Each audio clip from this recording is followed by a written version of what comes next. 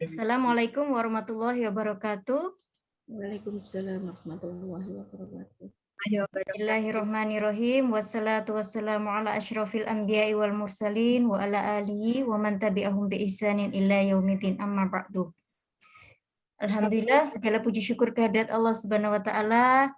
Teman-teman sekalian, ustazah yang kami hormati, juga Bunda Wiwin yang kami hormati, kita kembali dipertemukan di dalam kajian bismillah kita. Kalau dibilang perdana ya bukan perdana ya, kita sudah beberapa kali, tetapi ini perdana kali kita dengan nama baru. Yang lebih fresh dan lebih semangat, insya Allah materi kita lebih luas dan lebih komprehensif sebagai acuan kita, belajar kita untuk menjadi seorang muslim yang baik. Begitu ya, Ustazah Maryam? Betul. Tidak afdol ya kalau kita memulai kajian bismillah kita ini tanpa sepatah dua patah kata dari pembina kita, guru kita, Ustazah Maryam Maziun. Monggo silahkan Ustazah siramannya untuk kita. Bismillahirrahmanirrahim. Assalamualaikum warahmatullahi wabarakatuh. Mbak Wiwin, terima kasih. Mbak Eva, Mbak Rin, dan semua yang hadir yang ada berapa tadi? 7 juta ya?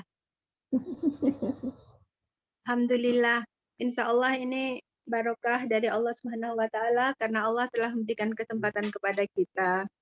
Setelah kita mencoba untuk mempublish acara kita dan kemudian kita lakukan acara kita. Terkait dengan masalah kemu'allafan ini sesuatu yang sangat beruntung karena kita ini berjumpa dengan Mbak Wiwin yang insya Allah akan menyampaikan pengalaman-pengalamannya.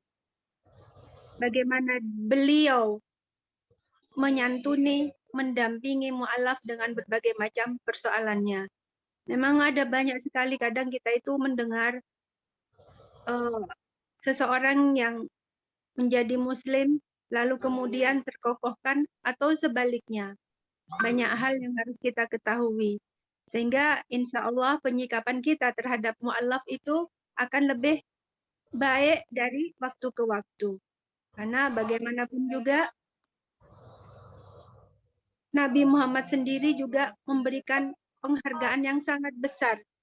Kita ingat waktu sebuah peperangan, insya Allah itu perang Hunain, Nabi Muhammad banyak memberikan harta ghanimahnya itu kepada orang-orang yang baru ditaklukkan, baru masuk Islam. Itu yang dilakukan oleh Nabi. Terkait juga dengan masalah zakat, bahwa kemudian yang namanya mu'allaf itu mendapatkan porsi dari 8 asnaf tersebut. Nah ini yang kadang-kadang kita ini masih lemah. Ternyata memang kita harus mengumpulkan uang dalam rangka untuk memberikan penguatan terhadap kehadiran mu'allaf di tengah-tengah kita. Agar mereka semakin merasa memiliki saudara setelah terpisahkan oleh saudara lamanya.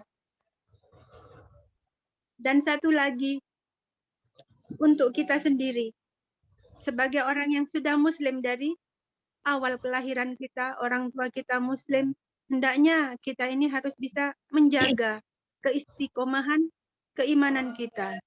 Jangan sampai karena banyak hal, mungkin karena pernikahan, karena lingkungan, atau ketidakmengertian kita terhadap agama kita dan lain sebagainya, menjadi penyebab kita ini berpindah keyakinan, na'udzubillah min dzalik. Sebagaimana kita sering persaksikan hal tersebut. Itu mungkin yang bisa saya sampaikan. Selebihnya saya serahkan kepada Mbak Wiwin untuk menyampaikan kisah-kisah yang insya Allah pasti akan mengokohkan hati kita dan memperluas wawasan terkait dengan kemu'allafan ini. Monggo, sekian dari saya. Assalamualaikum warahmatullahi wabarakatuh. Waalaikumsalam warahmatullahi wabarakatuh.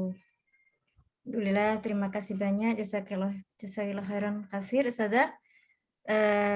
Baik teman-teman, sehat semua ya? Alhamdulillah. Saya memastikan bahwa ini orangnya ada, Ustazah. Ini jangan-jangan orangnya bukan belum ada di Zoom. Baik, teman-teman, sahabat kajian Bismillah. Menurut sebuah studi di abad 21 ini, Islam itu adalah agama yang paling cepat pertumbuhannya.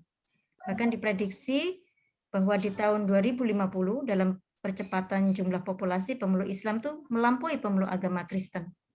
Nah, faktor yang utama itu adalah kelahiran.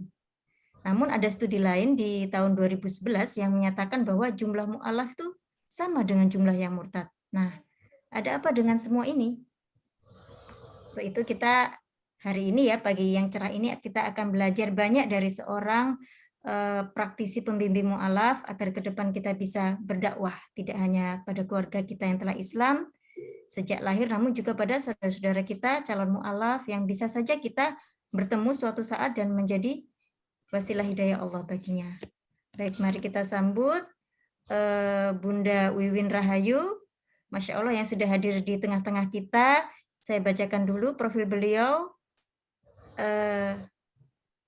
Bunda Wiwin Rahayu ya, beliau lahir di Kediri 24 April 1972, pendidikan terakhir SMKK, aktivitas dan pekerjaan beliau saat ini, aktivis MCI atau Mu'alaf Center Indonesia sejak tahun 2015. Masya Allah sudah lama sekali ya. Anak 2 putri dan sudah menempuh pendidikan tinggi di Uniska, cucu 2. Nah, Masya Allah mantap. Baik, kita sapa dulu beliau. Assalamualaikum Bunda. Waalaikumsalam warahmatullahi Sehat ya wabarakatuh. Bunda ya? Alhamdulillah. Bisa tampak dari sini segar sekali, apalagi background-nya hijau-hijau. Ini suka hijau. Iya, saya sebagai orang awam Bunda ya, ini bisa diceritakan asal muasal Bunda Wiwin terjun ke dunia ini ya, dakwah kepada para mu'alaf, terus kemudian lika-likunya menghadapi dan membimbing, mendampingi para mu'alaf ini, terus itu bagaimana itu Bunda? Silakan, waktu dan tempat kami berikan sepenuhnya kepada Bunda. Alhamdulillahirrahmanirrahim. Terima kasih Bu Ririn. Assalamualaikum warahmatullahi wabarakatuh. Bismillahirrahmanirrahim. Alhamdulillahirabbil alamin. Wa bihi nasta'in ala umuri dunya waddin. Wassalamun ala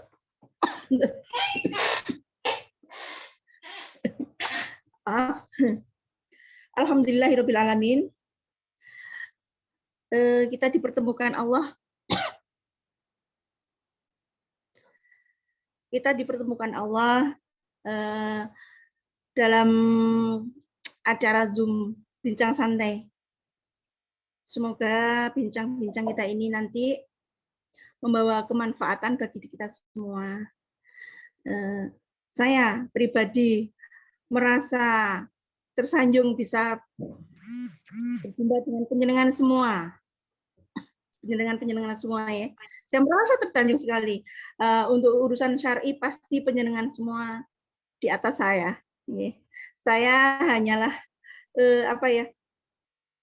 seorang pribadi yang berusaha kepingin bermanfaat bagi saudara-saudara kita yang lain, saudara Muslim yang lain.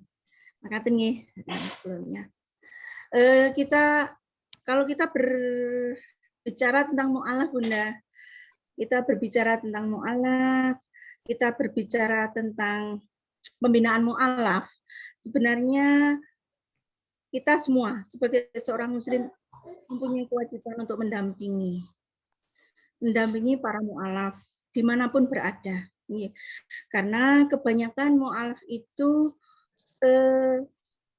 dia itu mencari rumah perlindungan yang sama-sama senasib. Nah, gitulah bahasanya. Sama-sama senasib, sama-sama mu'alaf yang belum tahu benar tentang ajaran-ajaran Islam. Jadi kebanyakan beliau-beliau itu minder kalau mengikuti kajian-kajian yang bercampur. Seperti itu. Jadi ya ini menjadi tanggung jawab kita bersama. Makanya untuk teman-teman kami di Mu'alaf Center Kediri, kita berkomitmen merangkul elemen-elemen masyarakat lain, ya yang pastinya elemen-elemen Islam ya. Kita merangkul lembaga-lembaga Islam yang lain untuk membackup saudara-saudara Muslim kita yang baru ini.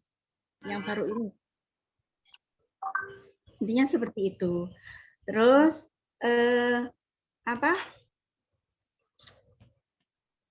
yang pertama patut kita syukuri sebagai seorang Muslim, kita semua yang Muslim sejak lahir, kita patut mensyukuri karena Allah telah mentakdirkan kita sebagai seorang Muslim yang sejak lahir tidak merasakan penderitaan saudara-saudara kita yang baru berislam, yang dengan berbagai macam cobaan yang dihadapinya.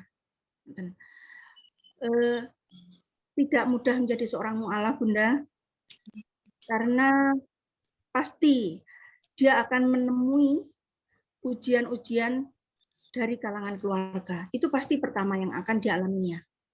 Rata-rata yang kita tangani memang seperti itu. Itu yang pertama. Dengan berbagai macam cobaan, setiap mu'alaf itu tidak sama cobaannya. Ada yang sampai parah ya, ada yang sampai parah itu nanti menjurunya juga akan ke ranah hukum. Karena yang saya bicarakan kenapa ke ranah hukum itu ya karena penganiayaan. Nah, tapi kita tidak boleh, kita sebagai pendamping, kami sebagai pendamping kita untuk mengarahkan ke arah situ, tapi ajak dia, kita dinginkan hatinya agar tidak melampaui batas ke situ. Karena kalau sudah nanti kita lewati fase itu, kalau kita mau ke ranah hukum nanti akan jadinya kurang baik. Begitu. Terus belum lagi masalah-masalah ekonomi. Masalah-masalah ekonomi mu'alaf yang dihadapi itu luar biasa. Kita merujuk kepada kaidah mu'alaf ya. Berapa tahun atau berapa bulan kita bisa menganggap dia mu'alaf dan sudah tidak mu'alaf. Nah, biasanya kita sebagai seorang Muslim ini kan ada pertanyaan kita dalam hati yang seperti itu. Memang kalau kita merujuk dari cerita Umar bin Khattab ya, beliau itu memberi batas waktu 3 tahun bagi dua sahabat beliau yang baru mu'alaf itu 3 tahun.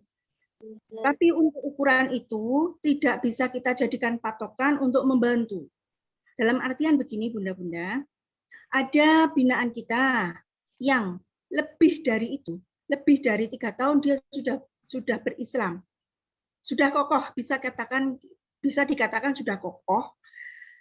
Tapi pada kenyataannya di tengah-tengah dia itu masih mendapati ujian Allah yang dia juga masih membutuhkan rangkulan kita. Nah, karena apa? Karena dari pihak keluarganya itu tetap masih menghendaki dia untuk kembali murtad, kembali ke agama lamanya. Sampai detik ini pun seperti itu. Jadi qadarullah dengan ujian Allah yang berupa ekonomi. Yang berupa ekonomi itulah awal masuknya untuk mengulangi pemurtadan. Ya. Akhirnya dia itu mau diambil sama keluarganya, mau diambil sama papinya ya, saya bilang begitu saja, sama papinya dia mau diambil. Karena apa? Mulai dia berislam, qadarullah dia mendapati ujian yang itu dalam hal ekonomi juga tidak mudah, sangat berat sekali. Sampai detik ini pun kondisi masih berat, padahal anak sudah besar ya. Itu kan sudah tidak dikatakan mu'alaf lagi nggih, Ustazah nggih. Sudah tidak dikatakan mu'alaf lagi. Tapi pada kenyataannya masih membutuhkan rangkulan kita.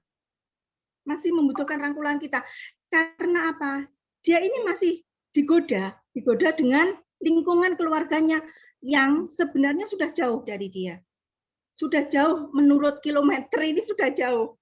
Sudah jauh banget. Nah, ada di luar pulau juga kan, bisa dikatakan sudah. Tapi pada kenyataannya masih diburu untuk kembali ke keimanannya ini. Masih diburu kembali dia ke pangkuan saudara-saudara lamanya, ini masih diburu sampai sekarang. Nah, dalam kondisi itulah peranan kita sebagai seorang muslim masih dipertaruhkan. Angkatan masih dipertaruhkan sekali. Nah, dengan cara itulah kita juga masuk untuk menguatkan dia. Alhamdulillah dari teman-teman tim kita merescue beliau, kita ambil beliau, apa yang diperlukan beliau untuk sekarang ini kita upayakan ke semuanya. Kita putuskan mata rantai itu agar keluarganya tidak kembali mengajak dia kembali ke agama lamanya. Nah, itu salah satu bentuk kepedulian kita, salah satu fungsi kita sebagai pendamping. Kalau kita mendampingi mu'alaf, Bu, ini dengan berbagai macam cara, dengan berbagai macam cara kita melihat kondisi. Oh ya, sebentar, Bunda, sebelum kita tahan dulu ya, sebelum berbagai macam cara itu. Nah, saya persilahkan nanti bunda-bunda sekalian yang di sini, karena kita ini sifatnya sharing ya, live sharing. Jadi monggo kalau kapanpun ada pertanyaan bisa langsung open mic tanya kepada Bunda Wiwin. Ya, boleh ya Bunda ya? Biar kita seperti diskusi, kita seperti bercerita, yang langsung bertanya saja ketika ada pertanyaan. Tidak harus menunggu sesi tanya jawab nanti. Ya, santai saja Bu, santai saja. Ya, monggo dilanjut Bunda.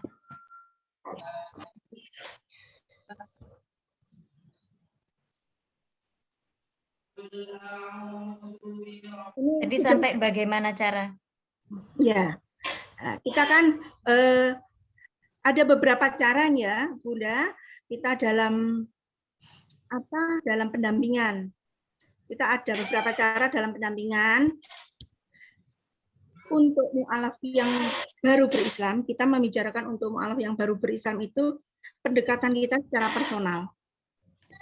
Kita secara personal, kita amati dia dulu, bagaimana kesungguhan hatinya dia dalam memeluk Islam. Karena ada berbagai macam mu'alaf yang berislam. Itu karena kemauannya sendiri ya, karena hidayah ya. Karena hidayah Allah atas pencariannya akan keyakinan. Itu satu. Menyikapi mu'alaf yang seperti itu lebih mudah, Bunda. Lebih mudah. Karena apa? Dia akan mencari. Tujuan utama thalabul ilmi akhirnya. Kalau sifat mu'alaf yang seperti itu, ciri-ciri mu'alaf yang seperti itu, alasan bermu'alafnya seperti itu, karena hidayah, itu mudah kita arahkan. Karena apa? Pribadi dia itu haus akan ilmu. Pasti mencari terus. Tanpa kita dorong pun, dia akan mencari. Saya mendapati binaan kita itu banyak ya. Kalau dalam hal ini juga sudah banyak. Seperti dulu itu, waktu saya masih di Sidoarjo ya, itu kita dapat binaan seperti itu. Beliau itu praktisi dulu. Nah, ini cerita kecil saja sedikit. Dia praktisi bank. Dia seorang sendiri ya, ibu rumah tangga, memang sendiri. Karena kesibukannya, dia kepingin sekali berislam. Karena kesibukannya, dia tidak bisa ikut dalam kajian-kajian. Akhirnya apa yang dicari? Dia tidak tinggal diam. Tidak tinggal diam. Di sela-sela waktu beliau repot dengan pekerjaannya, dengan aktivitasnya di bank itu, beliau itu mencari lewat YouTube. Beliau mencari lewat YouTube. Akhirnya rujukan-rujukan yang mungkin juga Ustadz satu dengan yang lainnya juga tidak sama.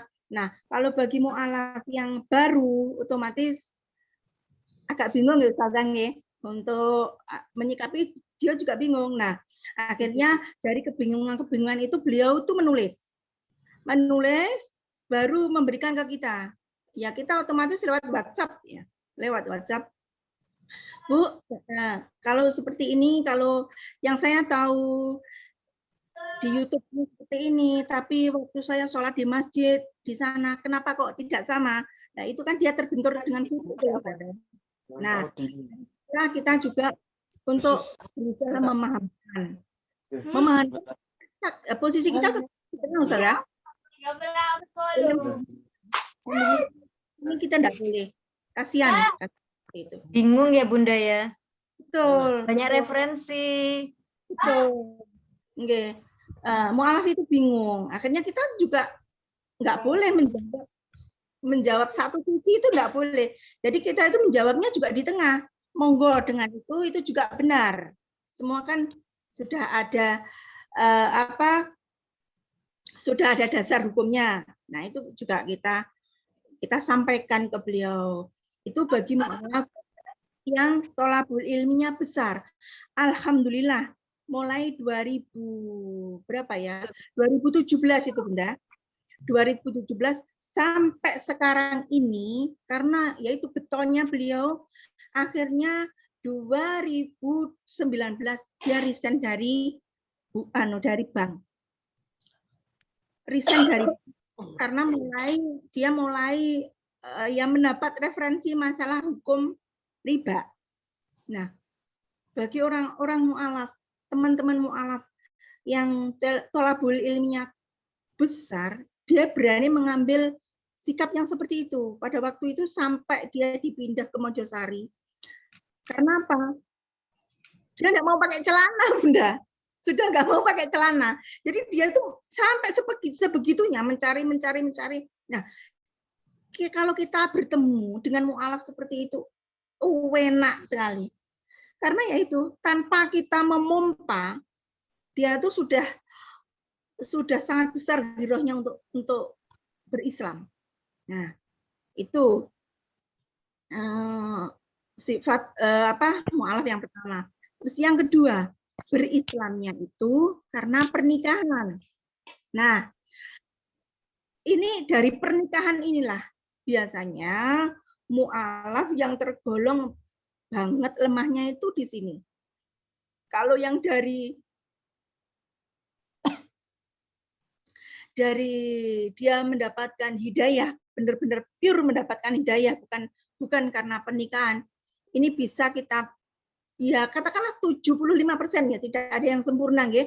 75% bisa kita katakan aman, Bunda. Aman. Karena apa? Yaitu dia terpacu untuk mencari kebenaran Islam, pasti akan mencari. Nah, yang dari pernikahan inilah, ini yang masih rawan. Rawan sekali. Sampai 20 tahun pun ini masih rawan bila imamnya ini kurang paham.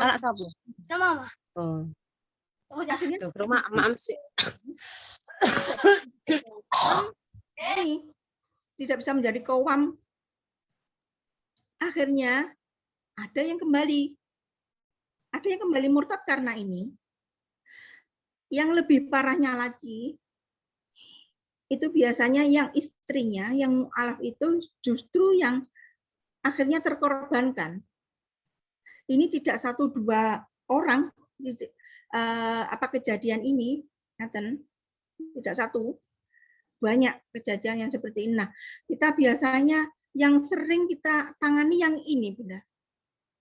Ini, kadang ya kita kerepotan juga ya. Satu belum selesai sudah.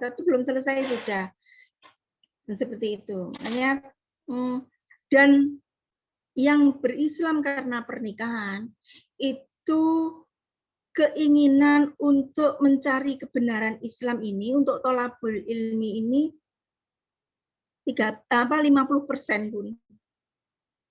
50% kalau si suaminya ini tidak bisa. Kadang ini ya, saya mempunyai binaan. Beliau menikah. Beliau dari Hindu. Menikahnya beliau itu sekarang ini beliau mengatakan apa? Kesasar. Saya ini berislam karena kesasar, Bunda. Kenapa kesasarnya? Dia menikah ternyata dengan ustadz, tanda kutip, katanya. Yang dia ketahui ustadz ternyata abal-abal. Nah, pernikahan sudah sampai 2 tahun, akhirnya sudah punya anak. Beliau mulai merasakan, ini kenapa ya? Katanya Islam itu sholat, tapi dia nggak diajari sholat, Bun. Dia tidak diajari sholat, tapi justru ritual-ritual yang dulu dia pakai di Hindu itu masih masih sering dipakai si Ustadz abal-abal ini. Nah, pernikahan itu sampai akhirnya dihitung pergolakan batin, tapi belum berani untuk mengutarakan. Tapi di dalam hatinya dia ini sudah mulai berontak. Nah, sampai anak ini 3, semakin menjadi suaminya ini, akhirnya akhlak yang tidak terpuji muncul. Sampai anak ketiga ini muncul terus, saking besarnya, si istri ini nekat untuk belajar sholat sendiri. Penyeran bayangkan, sampai 3 anak itu sudah berapa Karena tahun? belum bisa belajar, belum bisa sholat ya, Bunda. Betul. Akhirnya dia akhirnya mencari sendiri, Bunda. Akhirnya mencari sendiri, habis itu sudah, alhamdulillah Allah itu mempertemukan juga dengan orang yang bisa mengajari dia. Akhirnya dia itu terdampar, keluar dia. Qadarullah ya di daerah Sidoarjo juga. Akhirnya dia itu diterima di panti asuhan dengan mengajak anaknya itu. Nah, dari itulah, jadi dia lari ceritanya. Dari suaminya itu. Kalau boleh tahu itu dulu motif Ustadz abal-abal itu apa, Bunda? Kok menikahi itu kan pasti ada motifnya. Iya, betul, ada motifnya. Iya, karena materi. Ya, materi. Jadi akhirnya setelah dia dalam pencarian itu kan juga masih dicari suaminya ya. Masih. Jadi seperti rumah dan lain sebagainya itu sudah dihabiskan, Bunda. Sama si suaminya itu. Nah, akhirnya dari panti asuhan itulah dia mulai sholat, mulai mengenal Islam dan lain sebagainya. Di situ juga di panti asuhan itu juga ada ujian lagi bagi dia karena seorang perempuan ya. Seorang perempuan, jadi posisi beliau juga tidak aman, akhirnya lari lagi. Dia lari lagi. Jadi larinya ini juga dia sudah mengajak anak 3 itu, 2 laki-laki dan 1 perempuan. Nah, itu sudah habis-habisan, tidak ada apa-apa ini. Sudah habis-habisan, tidak ada apa-apa. Sampai dia di Kediri. Terdampar lah, katakanlah sudah kembali. Aslinya memang orang Kediri. Orang tuanya darahnya Hindu Bali. Ya, Hindu Bali. Nah, alhamdulillah dia semakin kuat. Terus singkat cerita, dia itu bertemu kita. Saking getolnya dia bertolak buluin, akhirnya dia menjadi pribadi yang kuat, Bun. Ini saya katakanlah Mbak ini pribadi yang kuat untuk tolabul ilmi. Jadi di Kediri alhamdulillah kajian-kajian kan juga termasuk menjamur nih di sini. Nah, beliau itu dari jauh-jauh itu datang terus.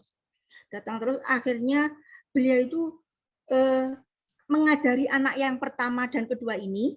Sekarang kelas 4, Bunda. Sekarang kelas 4, anak yang pertama ini. Nah, saking dia itu kepingin anaknya menjadi seorang muslim yang benar. Jadi dari penderitaan yang seperti itu memacu dia untuk menjadi muslim kafah, Bunda. Beliau itu. Ya alhamdulillah ngajari putranya ini, kedua putranya ini, yang kecil sekarang belum sekolah. untuk berdekatan dengan Al-Qur'an. Nah, dia juga belajar ikut Umi sampai alhamdulillah. Ya sampai bagus. Ya sekarang sudah ikut andil dalam menjadikan anaknya itu dekat dengan Al-Qur'an. Nah, akhirnya anaknya ini diajari dia untuk dekat dengan Al-Qur'an. Alhamdulillah. Ada saudara muslim kita juga yang membantu karena dia ini mendekat dengan orang-orang yang dekat dengan Quran, Bunda. Jadi mencari orang-orang yang bisa membantu dia untuk berdekatan dengan Al-Quran. Alhamdulillah, putranya ini kemarin saya kirim ke LKC. Terawas dulu nih, LKC. Pondok LKC. Saya titipkan ke sana. Alhamdulillah kita bisa cari link ke sana. Free, Bunda. Itu sudah 5 juz. Masya Allah. 5 juz. Padahal ya ini waktu ini tidak berhenti, Bunda. Ujian keimanan beliau belum berhenti. Saudara kan semuanya kan masih Hindu. Nah, beliau kan akhirnya kembali ke Kediri, pulang satu rumah dengan ibunya yang masih Hindu. Itu status perkawinannya dengan yang di Sidoarjo tadi itu gimana? Udah cerai atau secara hukum? 5 tahun yang lalu sudah cerai karena ya ini beliau sangat kuat untuk berislam, akhirnya tidak mau berhubungan lagi karena sudah tahu kalau beliau itu bukan seorang ustadz. Pada waktu sudah nggak dikejar-kejar lagi ya, Ustaz ya? Enggak, akhirnya enggak. Karena apa? Sudah bawa banyak sekian uang. Jadi rumahnya orang tuanya si Mbak Mu'alaf ini kan juga sudah jadi korban juga kayak gitu. Nah, alhamdulillah beliau ini kuat karena di rumahnya itu kan ada pura juga ya, orang Hindu ya. Ini di rumahnya sampai detik ini pun ada pura. Beliau saya suruh hijrah, tidak mungkin Bu, saya pindah karena ibunya ini qadarullah ini jadi di atas ranjang terus, tapi di atasnya ranjang ini ya ada altar yang setiap saat juga selalu ada pemujaan. Rumahnya itu ya penuh pemujaan Hindu ya, memang beliau itu tokohnya. Tapi lucunya Mbak ini kuat banget Islamnya. Jadi ketika anaknya ini dikenalkan Quran di dalam rumah yang sama pun. Yang sama. Apa yang terjadi? Beliau ru'yah karena beliau, kenapa ya saya seperti ini Bu Iwin? Kenapa saya seperti ini? Akhirnya ru'yah, kita ru'yah. Sudah ru'yah bergantian. Nah, ternyata di situ juga si jinnya itu juga mengatakan, kenapa kamu mengganggu, mungkin penjenengan perso ya, Pak Astoka juga itu ya, sudah Kediri yang meru'yah. Itu jinnya itu mengatakan, kesalahannya dia mau tak bunuh aja. Kenapa kamu mau membunuh? Karena dia selalu membaca ayat suci. Saya tidak suka dia membaca Al-Quran. Ini rumah saya. Jadi ya perang, Bu. Perang, benar-benar perang dengan apa ya? Dengan mungkin dewanya atau bagaimana, karena di situ selalu jamuannya itu ada, jadi selalu bakar kemenyan dan lain sebagainya itu setiap saat, bakar Joshua itu setiap saat saya tahu sendiri. Nah, terus qadarullah semoga ini sudah berakhir untuk beliau. Kemarin waktu pandemi terakhir beliau kena COVID, ibunya juga kena COVID. Allah ini menyelamatkan akidah beliau lewat sakit, lewat COVID. Jadi kedua ibunya juga dibawa ke rumah sakit, si mbaknya ini juga dibawa ke rumah sakit, ibunya meninggal, mbak ini tidak tahu kalau ibunya meninggal. Ini cara Allah untuk menyelamatkan akidahnya. Kenapa? Kalau si mbak ini tidak sakit, berarti dia wajib mengikuti upacara, Bun.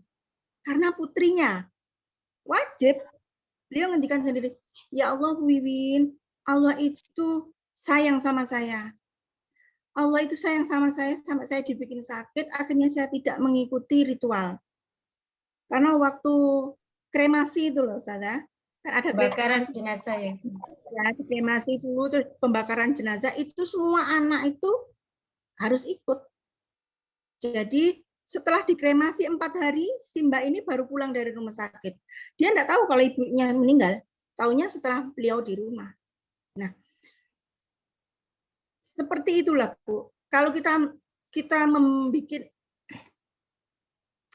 patokan mu'alaf hanya sekian tahun, terus tidak dapat ujian atau bagaimana. Ini yang kita kadang-kadang kadang-kadang kita ini kurang memperhatikan di situ. Dan padahal pascanya ini banyak terjadi itu ya setelah 3 tahun. Nah, pas ketemu dengan mu'alaf yang girohnya tinggi untuk berislam, luar biasa seperti yang saya ceritakan ini, insya Allah aman. Insya Allah aman. Putra ketiganya putra keduanya, insya Allah juga kita masukkan ke LKC lagi free, Ustazah. Free. Kita dapat beberapa link pesantren yang bisa kita ajak kerjasama untuk anak-anak mu'alaf yang sekiranya bisa kita masukkan ke pesantren. Terus untuk daerah-daerah yang minoritas, itu kan kita juga perlu generasi penerus. Nah, itu alhamdulillah kita juga punya channel kerjasama dengan pesantren yang siap menerima anak pemuda penerus di daerah masing-masing untuk kita bawa ke pesantren, nantinya biar bisa pulang, bisa mengislamkan saudara-saudara kita yang di sana. Maka Bu, monggo. Oh iya, ada lagi ya bentuknya.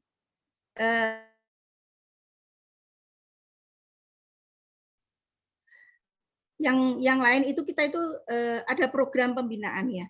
Halakoh itu setiap pekan sekali itu ada di daerah masing-masing. Kita adakan di daerah masing-masing setiap pekan. Dari halakoh-halakoh itulah kita nanti bisa melihat, bisa memantau perkembangan mu'alaf binaan kita. Itu diantaranya. Terus pendampingan yang lain, kita juga menyiapkan lawyer, Bunda. Menyiapkan lawyer, karena sewaktu-waktu nanti mu'alaf yang membutuhkan pendampingan atau perceraian karena ini kalau perceraian ini harus karena akidah ya. Kalau tidak karena akidah, kita tidak bisa mengikuti. MCI tidak bisa membackup. Nah, kan kecuali ada hal-hal yang itu urusannya dengan penganiayaan dan lain sebagainya, itu juga MCI yang membackup. Banyak caranya, Bunda, sesuai dengan keperluan mu'alaf tersebut. Maka Bunda ini. Insya Allah. Sharing Mbak Lin. Ibu-ibu. Sharing Mbak Lin. Ya, Bu Ati. Monggo. Assalamualaikum Bunda Wiwi. Waalaikumsalam. Kebetulan saya ini gabung di GMI Gerakan Muslimah Indonesia dan pendirinya itu Bu Irene Handono ya. Ketua Mu'alaf ya, Ketua Mu'alaf itu ya. Itu kita pernah juga sih nanganin itu Bu Win tahun 2017. Itu kita ada di Surabaya sini juga. Itu alhamdulillah kita ngadakan di Cengho waktu itu. Alhamdulillah pengalaman saya untuk nganukan mu'alaf itu keluhannya sama kayak Bu Wiwin yang tadi bilang itu.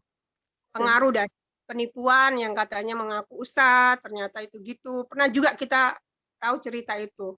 Ternyata nggak gampang ya Bu Wiwin, Bunda ya. Mempertahankan ya untuk meyakinkan untuk supaya mereka itu benar-benar Islamnya, karena hidayah itu susah ya. Itu pengalaman saya. Jadi saya berteman dengan orang-orang mu'alaf itu yang benar-benar mu'alaf, mereka curhat sama saya kan suka tanya, Anda jadi mu'alaf itu karena dari hati apa dari ajakan karena nikah atau gimana? Saya selalu tanya gitu, Bunda. Karena yang kita tangani ini kan masalah akidah gitu. Tuh, jadi kayaknya terus apalagi yang dianukan sama Ustazah Maryam itu ya, yang pernah terjadi waktu zamannya masih berapa tahun yang lalu itu, yang pura-pura mengaku mau jadi mu'alaf, ternyata itu modus, itu udah nggak asing gitu loh, Bunda, yang masalah-masalah gitu itu. Jadi Ya, saya tuh betul. nggak segampang itu gitu. Mereka kalau terus ada juga ini kejadian keluarga kakak saya nomor 1 menikah sama anaknya pendeta dari Cilacap. Dia itu waktu mau nikah mau diislamkan di Mujahidin di masjid, ada sertifikatnya. Tapi setelah di sana mungkin hidupnya masih susah di Jakarta. Kembali lagi karena sama gereja itu dijamin gitu. Ya, betul. Nah, dijamin sama gereja. Jadi mereka itu karena faktor ekonomi bisa mengikis iman, itu yang jadi faktor Ya, faktor PR. faktor utama yang sering jadi orang itu bingung ya, mesti masalah ekonomi gitu. Iman itu gampang banget gitu. Jadi alhamdulillah apa yang diungkapkan sama Bunda Wiwin tuh semua pernah saya dengar, saya rasakan, saya alami gitu. Saya kumpul sama orang-orang mu'alaf di sini, di Surabaya ada teman saya juga. Saya ada GMI-nya itu yang punyanya Bunda Irene itu yang mendirikan. Mungkin Bunda Wiwin juga udah tahu ya. Oke. Itu aja. Kalau nggak salah kita Bu, dengan gerakannya Bunda Irina kita pernah berkolaborasi tahun 2000 berapa ya? 18 atau 19 gitu loh. Waktu itu kita ada di Geraha Pena. Mungkin iya, mungkin. Ya. 2 tahun-tahun gitu. Iya, sering di Geraha Pena iya, sering iya. Ya, Sering, dulu Bun. dulu bertemu dengan Kostif itu dulu. Kita ketemu. Benar itu Bunda. Jadi gini, supaya mereka itu benar-benar itu untuk mengalahkan mereka itu loh, mengalahkan apa pengaruh gitu loh. Seperti yang kakak saya ipar alami gitu. Cuman gara-gara kehidupan mereka itu nggak gimana, mungkin kakak saya waktu itu sepi, terus gimana, terus dipengaruhi lagi, akhirnya ke gereja lagi. Itu yang jadi kendala. Gitu aja Bun, saya sharing Mungkin Bu saya. Wati ada pertanyaan selain sharing itu tadi? Bagaimana caranya supaya kita ini bisa istilahnya untuk keyakinan kan dari hati ya, kita cuma bisa memantapkan gitu. Itu tipsnya gimana, Bunda? Lagi sakit Mbak Rin. Flu. Dari Makassar ya, Bu Wati ya? Untuk dari Makassar. kalau dari teman-teman Mu'alaf Center Kediri, kita mempunyai program Bunda untuk menanggulangi itu, paling tidak bisa meminimalisirnya. Kita punya program dalam hal ekonomi, yaitu modal usaha untuk menjadikan mu'alaf mandiri. Nah, modal usaha untuk menjadikan mu'alaf mandiri itu kita bagi 2. 1, kita memang memberi, tidak kita ambil, tidak memberi yang pure memberi kita beri, tapi juga tidak semua mu'alaf kita beri. Kita mempunyai persyaratan yang dari MCI Kediri ini kita bikin persyaratannya apa? 1, kita utamakan yang terbina, dalam artian yang mengikuti halakoh. Jadi biar tepat sasaran, yang mengikuti halakoh. Ini selalu saya utamakan untuk saya carikan dana. 1, ini langsung dikasihkan, seperti kemarin dari YBM PLN, kita bekerja sama dengan YBM PLN, itu kita beri modal usaha ekonomi mandiri bagi mu'alaf. Tapi tetap kita pantau benar. Itu 1. Terus yang kedua, MCI Kediri sendiri mempunyai program yaitu dana bergulir. Dana bergulir ini untuk memberi modal mu'alaf dalam hal ekonomi yang sifatnya itu pinjaman tanpa bunga, membayar juga sesuai dengan kemampuan masing-masing. Jadi tidak sama membayarnya. Pasti kita tanyakan seberapa kuat membayar. Itu untuk modal usaha, Bunda. Bukan untuk konsumsi, ya.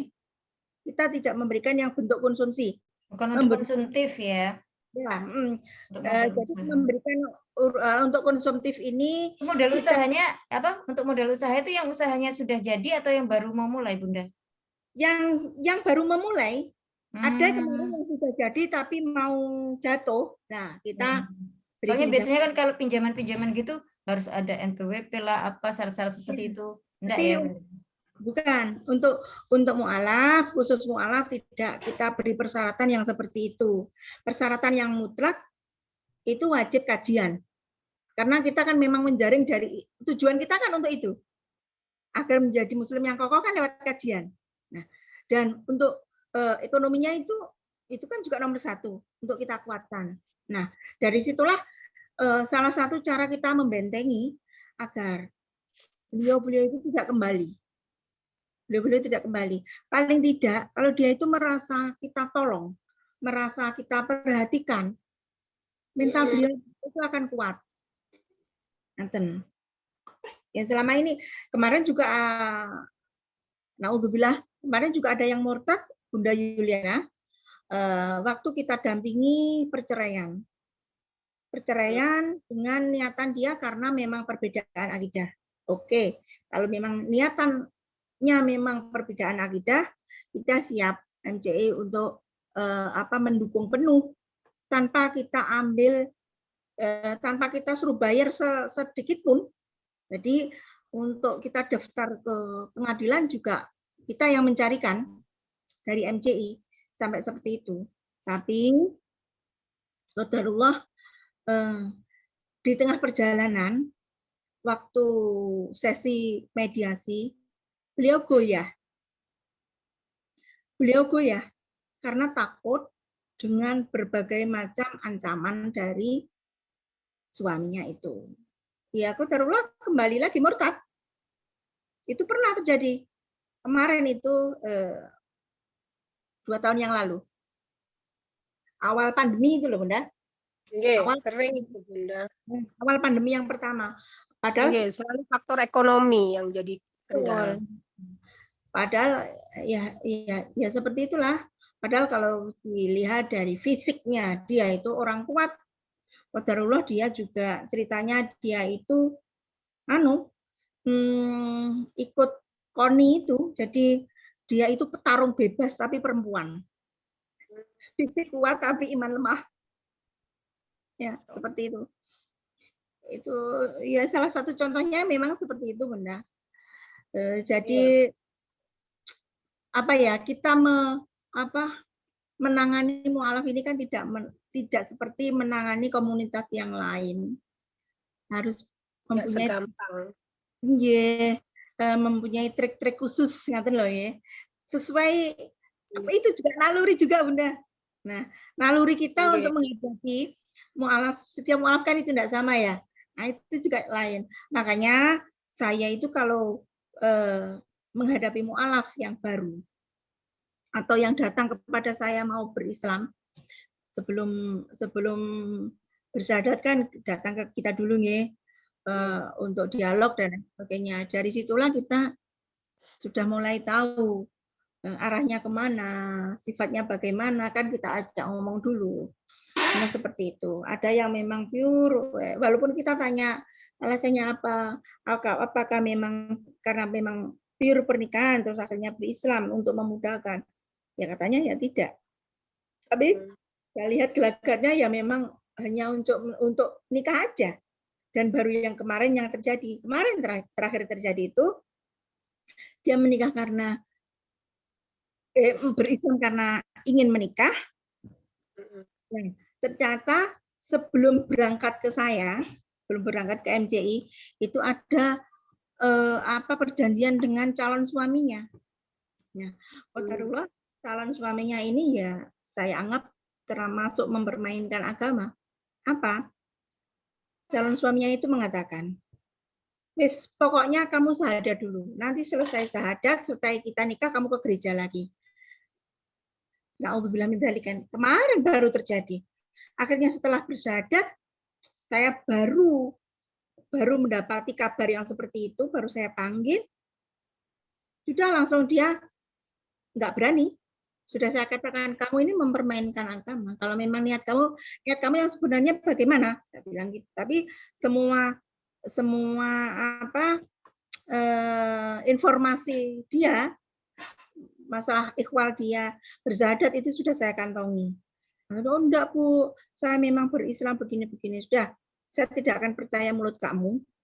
Intinya saya seperti itu. Saya akan melihat kamu dari perubahan kamu. Iya, saya pakai bahasa yang agak saya tekan juga. Iya. Kamu masih bersyukur ketemu saya.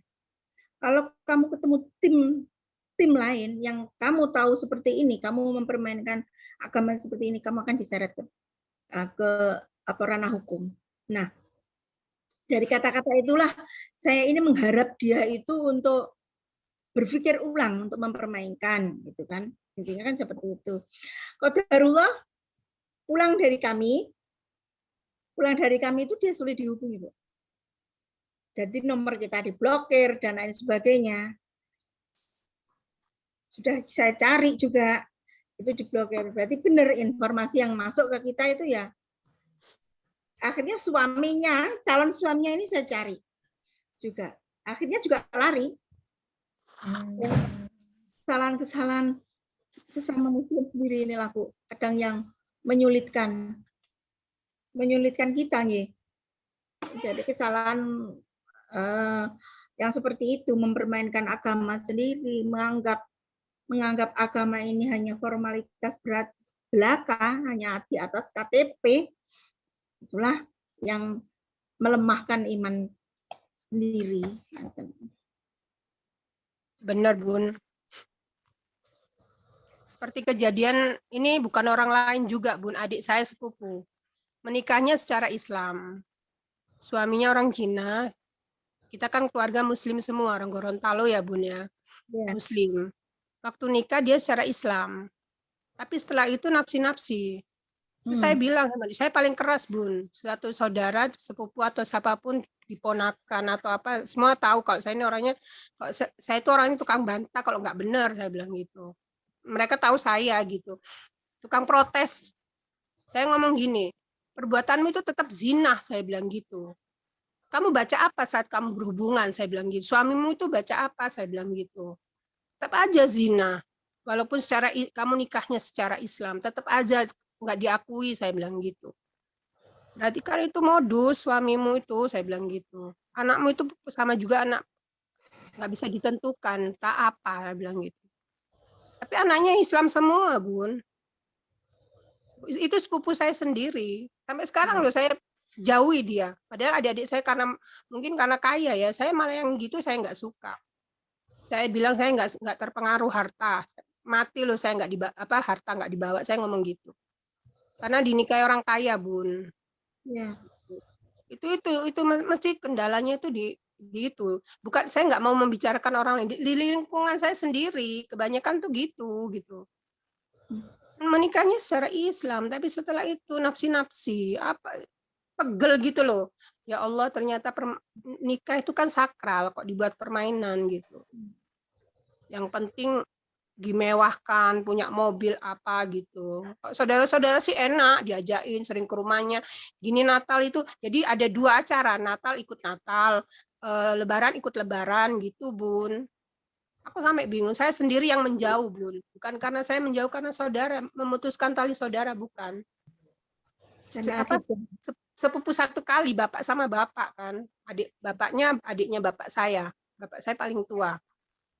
Tapi saya nggak suka caranya gitu loh. Tertutup dengan harta, saya bilang gitu. Baik. Mati nggak dibawa. Gitu. Di sini kita ada 160 jamaah di sini. Bunda, silakan diberikan kesempatan kepada bunda-bunda yang lain. Oh, ada Bapak juga. Bu Aris, ini sesama dari Kediri ya, dengan Bunda ya. Kak Iya. Ros, silahkan dari Gresik, Ustazah Ulia dari Malang, Bunda Lena. Nah, biasanya yang rajin tanya ini Bu Dewi ini. Monggo Bu Dewi. Mau tanya apa Bu Dewi? Iya Bunda, terkait ini ya, tadi yang disampaikan. Oh, ini ada pertanyaan. Silakan. Bapak Hada mau bertanya? Oh, saya kira tadi mau bertanya. Bu Dewi?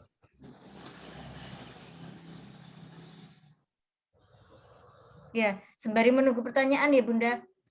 Kalau tadi yang disampaikan Bu Wati tadi ya, kasus yang marak mungkin beberapa tahun yang lalu terjadi di Surabaya, saya nggak tahu kalau di kota-kota lain ya, yang seorang mu'alaf, kemudian mendatangi setiap masjid, mengaku-ngaku. Nah, itu sebetulnya bagi kita orang awam itu bagaimana sih kalau misalkan kejadian itu terjadi lagi, itu kita membedakan antara yang memang dia benar-benar mu'alaf atau abal-abal itu bagaimana Bunda? Dan pertanyaan apa yang bisa kita ini ya untuk mengakses, untuk menilai di awal gitu bahwa oh ini dia memang benar atau tidak, karena kadang sensitivitas kita sebagai awam belum ini ya teruji gitu.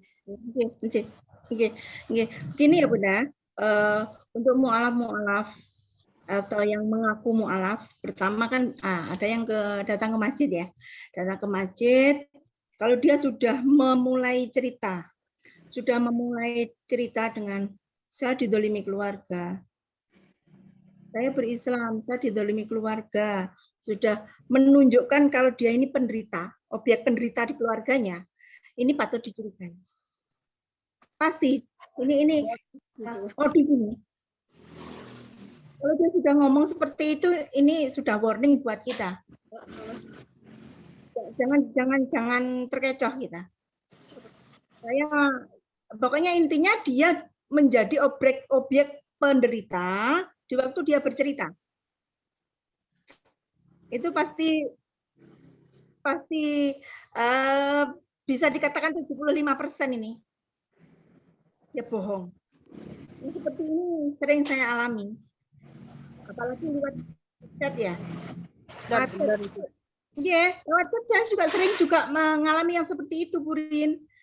Jadi ke chat ke saya, Bu, saya ini.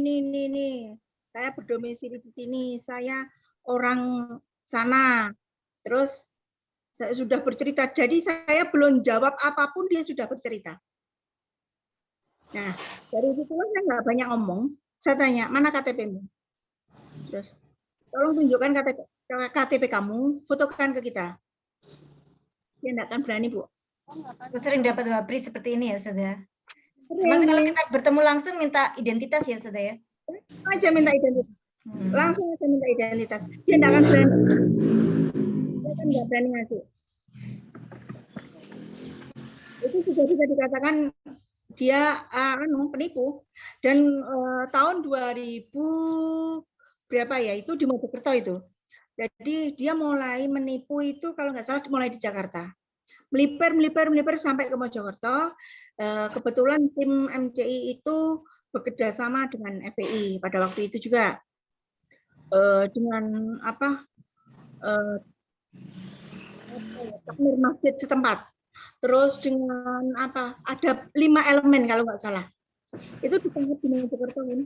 Terus disuruh bikin surat pernyataan, dia difoto, disuruh bikin surat pernyataan. Jadi foto ini perlu. Karena apa? Mungkin dia nanti akan menipu di lain tempat. Makanya perlu kita mendokumentasikan kalau lagi terjadi permasalahan itu perlu, yaitu hal yang seperti itu. Benar. Mudah mendeteksi. Mu'alaf yang abal-abal itu mudah sekali mendeteksi. Kalau kita mintai data lengkap, dia nggak akan kasih. Mesti pertanyaannya, buat apa? Kasih gitu. Buat apa? Ya, seperti saya jawab. Saya sangat membutuhkan identitas Anda. Kalau memang kamu kepingin berislam. Jadi mudah sekali di depan ini sudah kelihatan motifnya apa itu sudah kelihatan. Sudah terbaca gelagatnya ya, Bunda? Betul, sudah terbaca sekali. Baik. Alhamdulillah. Baik, ibu-ibu yang lain silakan. Tadi Bu Aris boleh open cam nanya nih. nggak, Mbak Rin? Oh iya ya, silakan Bu Dewi. Dengan Mbak Dewi. Iya. Bunda Wiwin, saya mau sebenarnya saya mau minta bantuan saran sebetulnya. Kebetulan saya punya ipar itu di Manado. Dia keluarganya kebanyakan Kristen. Ya. Terus adik saya pernah dipaksa untuk tinggal di sana karena sekelilingnya itu Kristen, dia susah cari masjid, makanannya juga otomatis akan bercampur yang kita nggak tahu itu ada babinya atau enggak. Akhirnya dia memutuskan untuk balik lagi ke Surabaya, tapi istrinya bersikeras tetap tinggal di Manado. Yang jadi kendala sekarang adalah dia sekarang udah buka jilbab. Terus maaf. Terus sekarang anaknya itu ditahan di sana dan dia mengancam kalau tidak memberikan nafkah, anaknya akan dimasukkan ke Kristen. Itu berarti saudara penjenengan itu yang laki apa yang perempuan? Yang laki. Oh, yang laki. Yang laki sekarang sudah ada di sini. Sudah ada di Surabaya. Jadi dia mengambil sikap gini, kalau kamu masih seperti itu, nafkah akan saya berhentikan. Tapi kan kita nggak ngerti ya, akidahnya di sana diajari atau enggak gitu. Saya paksa untuk bawa ke Surabaya. Apa ada pendampingan hukum nanti pada saat proses perceraian atau seperti apa untuk hak asuh? Secara hak asuh itu kan kalau di bawah 12 tahun atau 13 tahun harus ke mamahnya gitu, Bunda. Gitu aja Bunda mohon sarannya. Yang saya berarti beliaunya ini ada di Manado nggih? Nggih, betul. Ya. Ibu nanti tolong ke WhatsApp saya nih. Saya membutuhkan datanya. Nanti saya linkkan ke MCI Manado. Oh gitu. Setiap MCI kan ada cabang. Indonesia kan ada ya. Yeah. Sudah ada perwakilan di negara-negara lain, namun ada juga. Insya Allah nanti saya bantu, saya linkkan dengan MCI Manado untuk untuk pendampingan. Semoga MCI Manado eksis. Kalau belum ya itu kendalanya. Kan setiap daerah belum tentu sama pergerakannya. Betul. Jadi kan mulai kepengurusan semuanya rapi sampai dengan lawyer. Tapi insya Allah nanti saya bantu Bu, untuk ke MCI sana. Nanti biar biasanya kalau Qadarullah untuk MCI Kediri ini tidak sama dengan MCI yang lain. Yang saya maksudkan apa? Personelnya ini banyak emak-emaknya ini yang Kediri. Lebih kuat ya secara mama gitu ya Bun? Tidak ada. Jadi Qadarullah di Indonesia masih di Kediri yang emak-emak. Jadi yang Ikhwan ini hanya ketuanya saja dengan personel tapi pasif. Kalau di Kediri. Yang aktif ini yang emak-emak. Kalau di lain daerah justru Ikhwannya yang aktif. Dengan WhatsApp saya. Terus saya minta data-data saudara yang di sana yang bisa dihubungi maksud saya. Nanti biar saya carikan link untuk ke MCI Manado nggih? Manado nggih. Insyaallah nanti saya upayakan nih. Nggih Bun, matur nuwun. Nanti Mbak Ririn saya mohon dibantu ya untuk nomor WhatsApp-nya Bunda Wiwin. Nggih, matur nuwun, gitu aja Bun. Terima kasih. Jazakallah. Nggih, iya Ki. Ya, silakan bunda-bunda yang lain. Sada Maryam.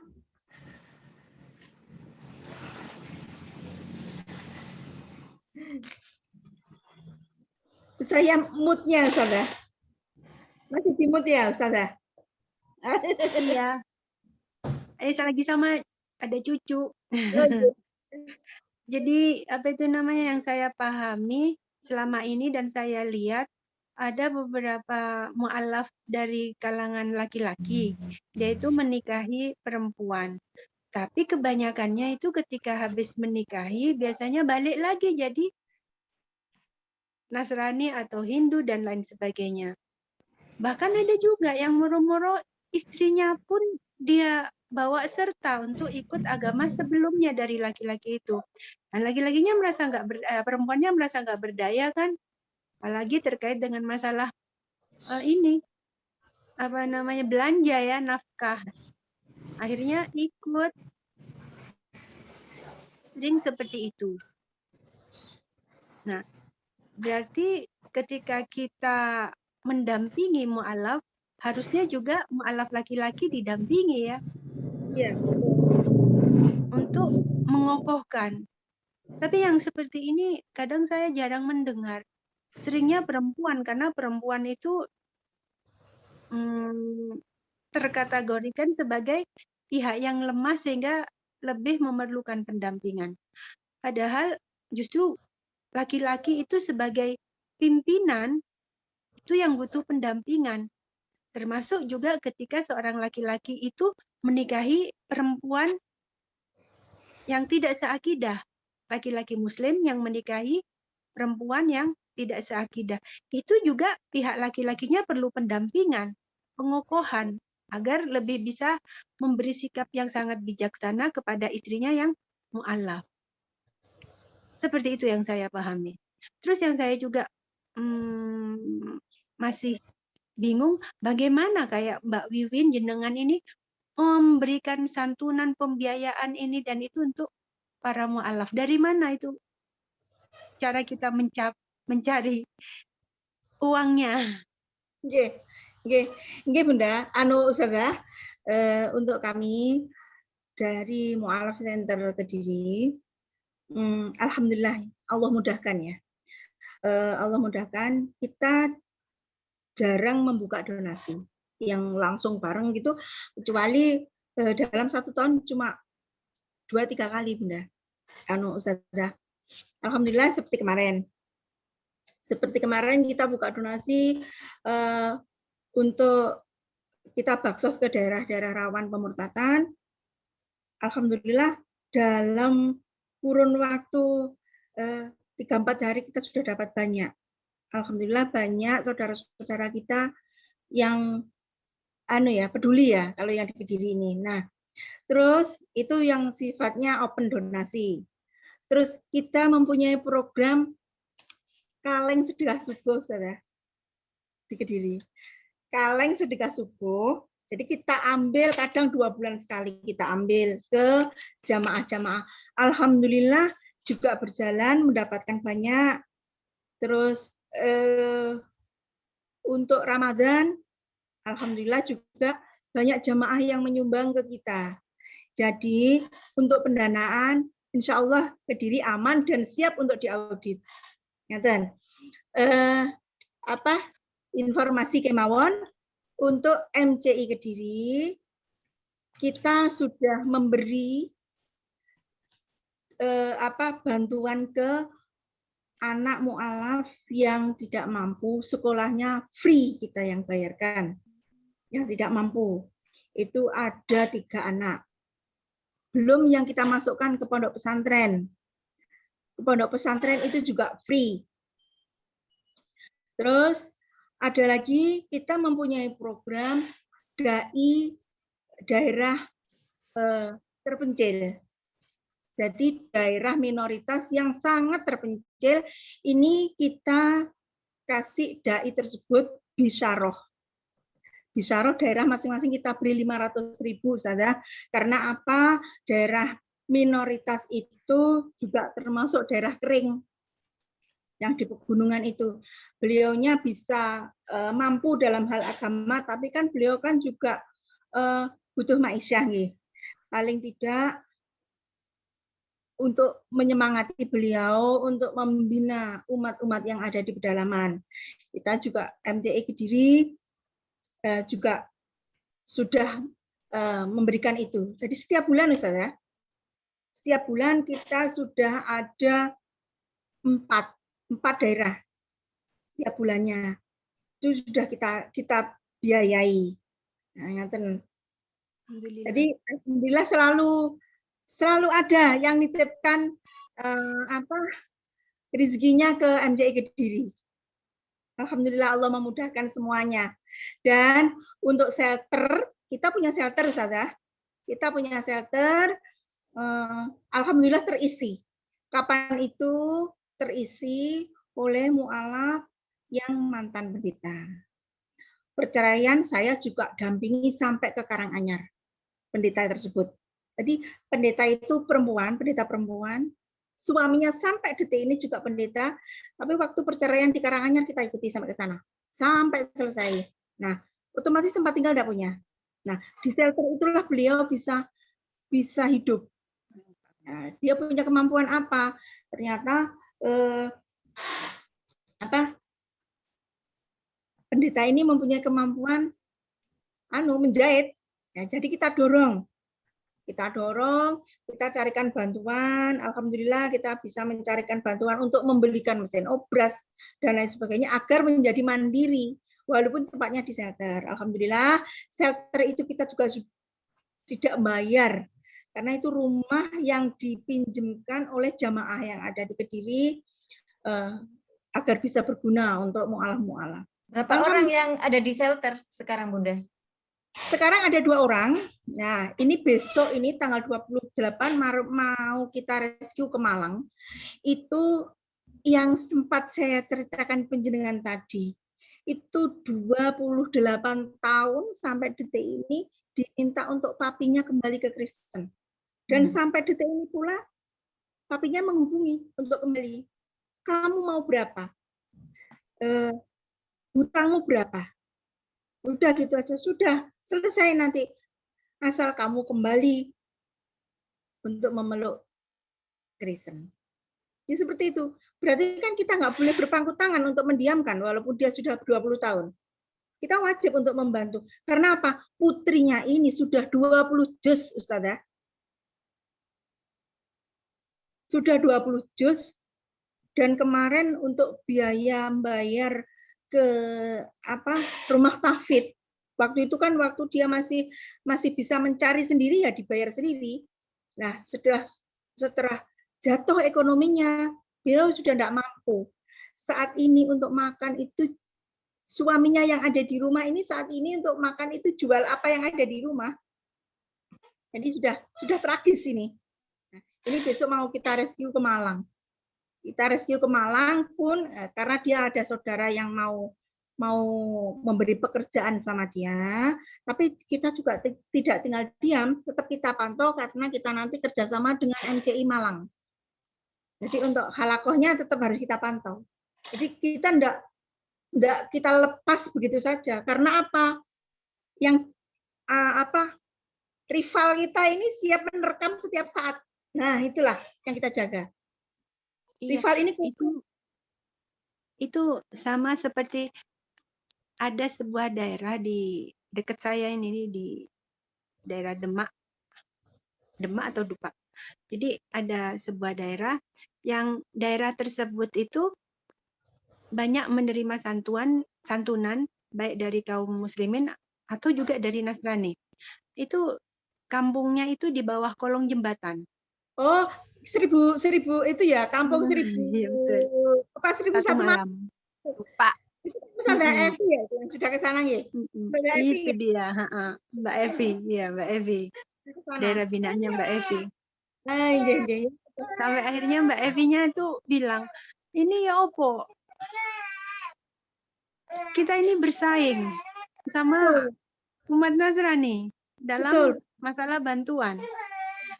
Dan mereka itu menikmati bantuan itu. Ya, betul. Dalam arti nggak ada perubahan sama sekali. Dari manapun diterima gitu ya. Sementara katanya Mbak Evi di tempat lain ya muslim yang kurang mampu, ada sebuah daerah yang juga didominasi oleh muslim yang kurang mampu, itu juga membutuhkan. Akhirnya mikir untuk pindah ke sana. Kalau sudah pindah ke sana berarti kesempatan lebih besar dari kaum Nasrani untuk banyak memasukkan bantuannya. Iya, Rizky sendiri juga masuk ke sana. Berapa kali saya juga masuk ke sana. Jadi kayak gitu. Kadang kita juga jenuh gitu ya, jenuh. Kok nah, mereka memanfaatkan kita gitu lah. Sementara Iya. banyak kalangan lain yang mesti kita bantu, kita support. Sampai kayak gitu mikirnya waktu itu. Nggih, betul Ustazah. Kadang pikiran itu juga terlintas di kita. Tapi makanya kita kan perlu berkolaborasi dengan yang lain, komunitas-komunitas Islam yang lain agar semua bisa tercover. Nah, itu apa? Dia juga buat kita. Karena yang dibawa itu kan jiwanya, ya, jiwanya itu menerima, gitu loh. Ya karena mental, kembalinya ke mental. Agar yang itu ya harusnya tetap diopeni. Makanya kita perlu berkolaborasi dengan komunitas yang lain agar tidak satu komunitas yang openi gitu. Bergantian, harusnya bergantian. Seperti itu. Nah, sudah jiwa istilahnya jiwa mengharap, jiwa meminta. Itu memang banyak terjadi, tapi kan jangan sampai kita lepas lah maksudnya. Pakai sistem mata rantai. Betul. Oke, ya ini PR kita kan berarti. PR ini. Oh, saya kira info yang saya terima itu sudah selesai. Ternyata seperti itu nggih. Yang Ustazah Evi. Baik, Masya Allah. Luar biasa perjuangan seorang pendamping ya. Mudah-mudahan sekalian. Saya pikir sebagai awam itu kalau kita sudah membantu seseorang yang non-Islam itu bersyahadah, kemudian ada pembinaan rutin dari masjid, nah kemudian ya sudah selesai gitu ya, atau paling enggak mungkin ada bantuan-bantuan dari lembaga amil zakat, nah itu saya kira sudah selesai, tapi ternyata permasalahannya panjang sekali, bahkan ada yang sampai bertahun-tahun ya Bunda ya. Masya Allah, luar biasa sharing kita hari ini. Masih ada yang bertanya? Dipersilahkan, kita masih ada tersisa 5 menit sebelum Bunda Wiwin nanti memberikan closing statement-nya. Kang Hada, ini namanya Kang, biasanya dari Jawa Barat ya. Silakan Kang Hada. Saya menyapa yang open cam nih. Kang Hada itu temanku. Kakak kelas waktu di pondok. Selamat bergabung.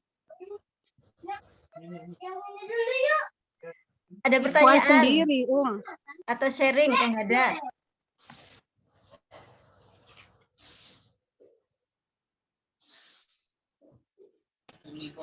Belum dibuka. Ya. Nggih, sudah. Assalamualaikum semuanya. Mbak Yam, gimana kabar? Baik, ini sambil ditemani cucu ini 2 orang di kamar. Iya, ini saya juga sambil apa ini? Sambil-sambilan ini. Gimana Kang Hada tanggapannya dari yang disampaikan, yang diceritakan panjang lebar tadi oleh Bu Win?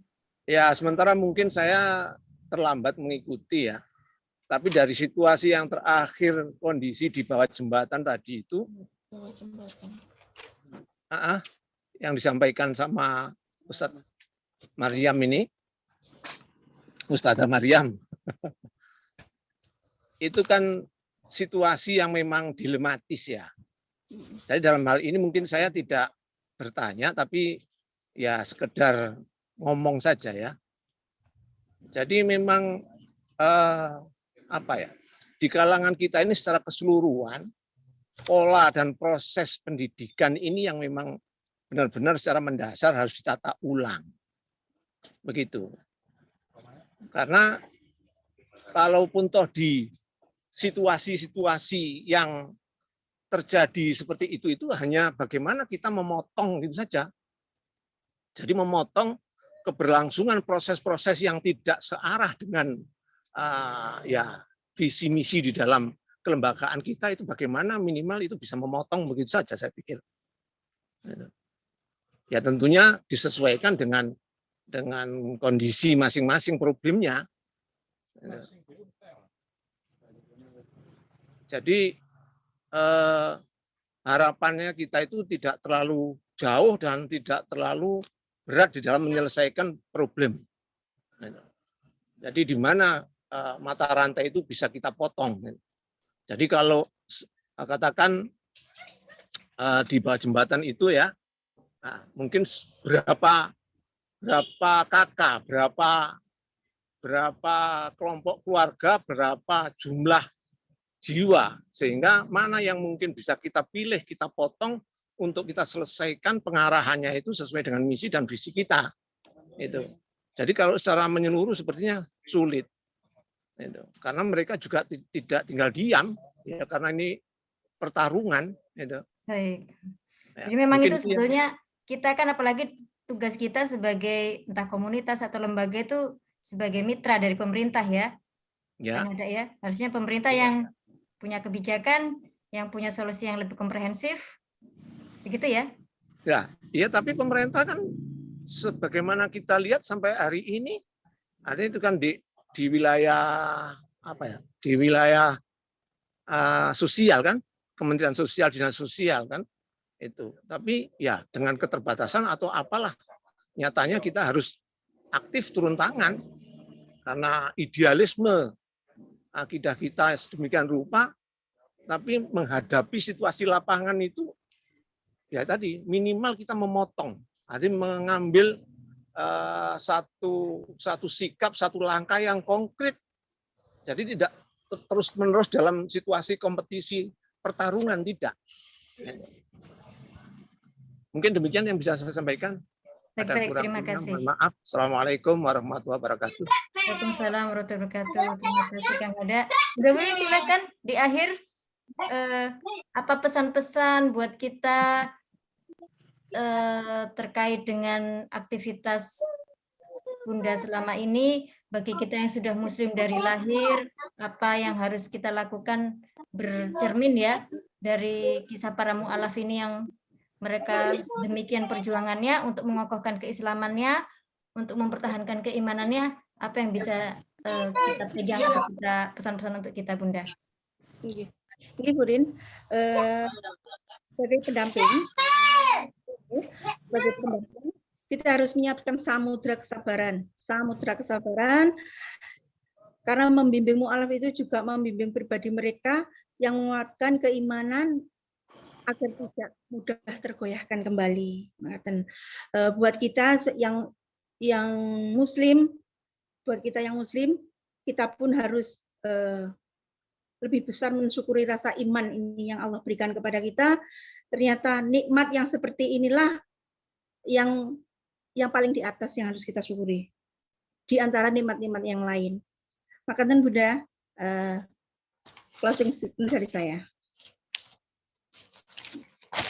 Baik, alhamdulillah tidak terasa kita sudah pas ya jam 11.